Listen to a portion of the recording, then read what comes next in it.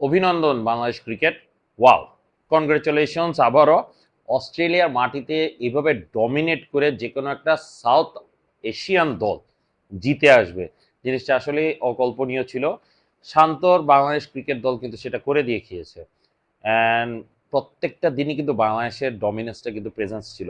প্রথম ইনিংসে অস্ট্রেলিয়া যখন মানে কম রানের ব্যবধানে যখন আউট হয়ে গিয়েছে, তখন অনেকেই কিন্তু ধারণা করেছিল মানে ব্যাটিং পিচে অস্ট্রেলিয়া এরকম বাজে খেলবে, এটা এক্সপেকটেশনের বাইরে। আর হাসান মাহমুদ চমৎকার বোলিং, মানে ফার্স্ট ইনিংসেই দেখা গেছে সে 6টা উইকেট নিয়ে আসল কথা পুরো ধ্বংস করে দিয়ে গেছে বলা যায় অস্ট্রেলিয়া ক্রিকেটকে।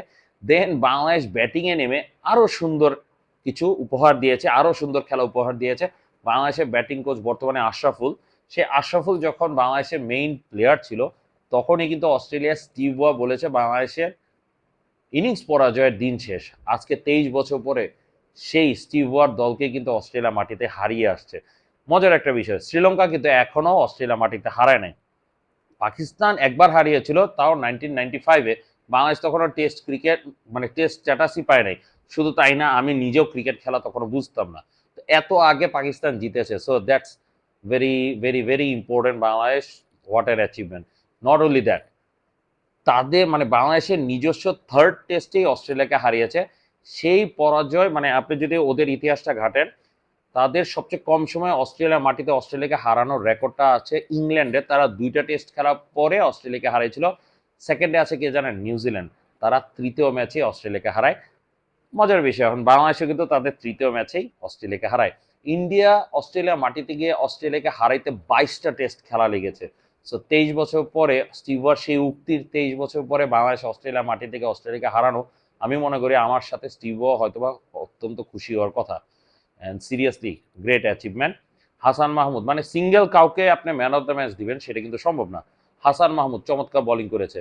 এরপর পাশাপাশি আপনি যদি ধরেন মানে মেহেদি হাসান মিরাজ ক্যাপ্টেন্সি চলে যাওয়ার পরে আসলে সে জ্বলে উঠেছে। ব্যাটিংও যেমন ভালো করেছে, বোলিংও সে ভালো করেছে।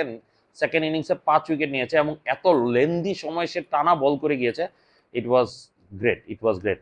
আর তানজিদ তামিমের কথা কি বলবো, মানে তামিমকে তামিম রিপ্লেস করেছে, তো আগের তামিমের মতোই সে প্রথম দিকে খারাপ অভিষেক হওয়া সত্ত্বেও বাংলাদেশ ক্রিকেট বোর্ড তাকে নিয়ে ধৈর্য ধরেছে এবং ফলাফল কিন্তু দেখিয়ে দিয়েছে।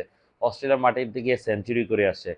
ইট ওয়াজ গ্রেট। এনি মানে ভারতীয় উপমহাদেশের একটা দল এইভাবে করে বিট করে আসে। আপনি যদি বলেন অস্ট্রেলিয়া দলের অবস্থা তেমন একটা ভালো না, অস্ট্রেলিয়া কিন্তু তাদের মূল দল নিয়েই খেলেছে। তারা কিন্তু তাদের সেকেন্ড টিম নামায় নাই। লিওনকে যদি বলেন সেকেন্ড টিম, লিওন কিন্তু টেস্ট টিমের মেইন বলার। এবং কামিন্সও আছে, ব্যাটিংয়ের দিক দিয়ে ট্রেভিস হেডও আছে, গ্রিন আছে, আপনি কাকে বাদ দিবেন? ক্যারি আছে। তো সবাই তো আছে দলে।